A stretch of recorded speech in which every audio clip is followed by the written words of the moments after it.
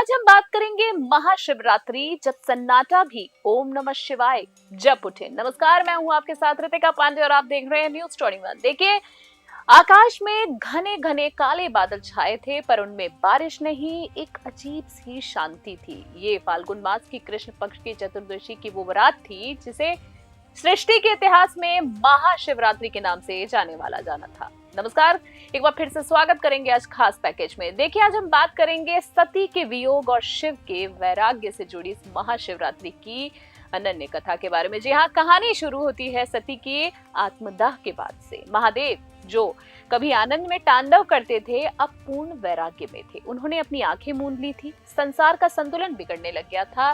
तारकासुर जैसे राक्षसों का आतंक और ज्यादा बढ़ने भी लग गया था। देवताओं को पता था कि केवल शिव का पुत्र ही उसे मार सकता है, लेकिन जो शिव स्वयं समाधि में लीन है, वो गृहस्थ कैसे बनेंगे? माँ पार्वती की कठोर तपस्या के बारे में भी हम आपको बताते हैं, जहाँ हिमालय की पुत्री पार्वती ने ठान ही लिया था कि वे महादेव को पाकर ही रहेंगी। कोई साधारण प्रेम नहीं था। हजारों वर्षों तक उन्होंने अन्न जल सब त्याग दिया था। कड़ाके की ठंड, मूसलाधार बारिश और तपती धूप, पार्वती तब भी अड़ी थी। जी हाँ, नाटकीय मोड़ भी आता है इस कहानी में, जहाँ देवताओं ने कामदेव को भेजा ताकि शिव जी का ध्यान जो है वो भंग हो सके, लेकिन शिव ने अपना तीसरा नेत्र खोलकर कामदेव को ही भस्म कर दिया। पूरी सृष्टि थर्रा उठी, लगा कि अब महादेव कभी नहीं जागेंगे। लेकिन पार्वती की श्रद्धा टूट थी, अतः शिव की समाधि टूटी। जी हाँ, उन्होंने पार्वती की परीक्षा ली और उनके निस्वार्थ प्रेम को देखकर उन्हें अपनी अर्धांगिनी के रूप में स्वीकार कर ही लिया।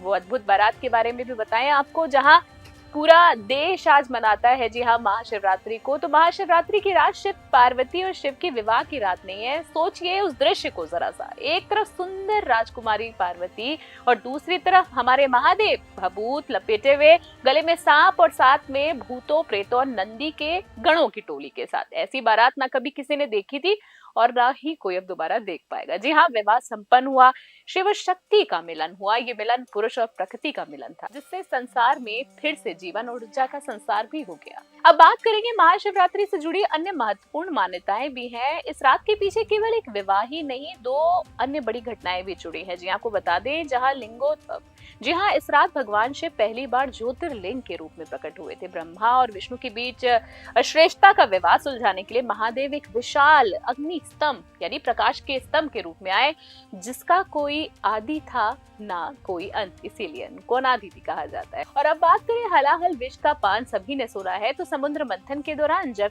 विष निकला, जी हाँ, तो पूरी सृष्टि जलने लगी। तब महादेव ने उस विष को अपने कंठ में धारण किया। उनका गला नीला पड़ गया और वे नीलकंठ कहलाए। देवताओं ने पूरी रात शिव को जगाए रखा ताकि विष का असर कम हो, और इसी जागरण को शिवरात्रि के रूप में भी मनाया जाता है। जी हाँ, महाशिवरात्रि क्यों और कैसे मनाते हैं हम आपको बताते हैं। ये रात जो आध्यात्मिक रूप से बहुत शक्तिशाली मानी जाती है, हम सभी जानते हैं, क्योंकि इस दिन ब्रह्मांड के ग्रह नक्षत्र ऐसी स्थिति में होते हैं कि मनुष्य की ऊर्जा स्वाभाविक रूप से ऊपर की ओर बढ़ती है।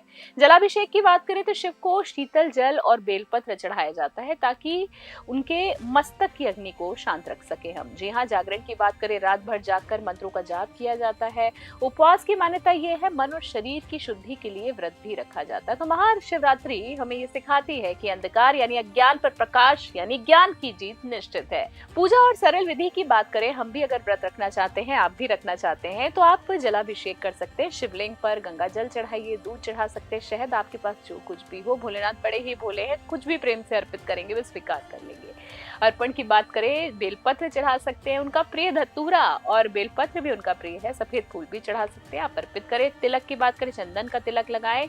कहते हैं ऐसा कि रोली और सिंदूर का तिलक कुछ लोग नहीं चढ़ाते। मंत्रों की बात करें, ओम नमः शिवाय का आप जाप करें। जी हाँ, क्या खाएं? अगर आप फलाहार रखना चाहते हैं, व्रत रखना चाहते हैं, तो फल और मेवे जैसे कि केला, सेब, मखाना, मूंगफली आप ले सकते हैं। साबूदाना, कुट्टू का, सिंघाड़े का आटा भी आप इस्तेमाल कर सकते हैं। केवल सेंधा नमक का ही प्रयोग व्रत में किया जाता है। अच्छा, क्या ना करें, अनाज ना लें, जैसे गेहूं, चावल, दालें ना खाएं। मसाले की बात करें तो प्याज, लहसुन और हल्दी का प्रयोग बिल्कुल वर्जित है। तामसिक भोजन से तो कोसों दूर रहें, यानी मांस मदिरा से पूरी तरीके से दूरी बनाए रखें।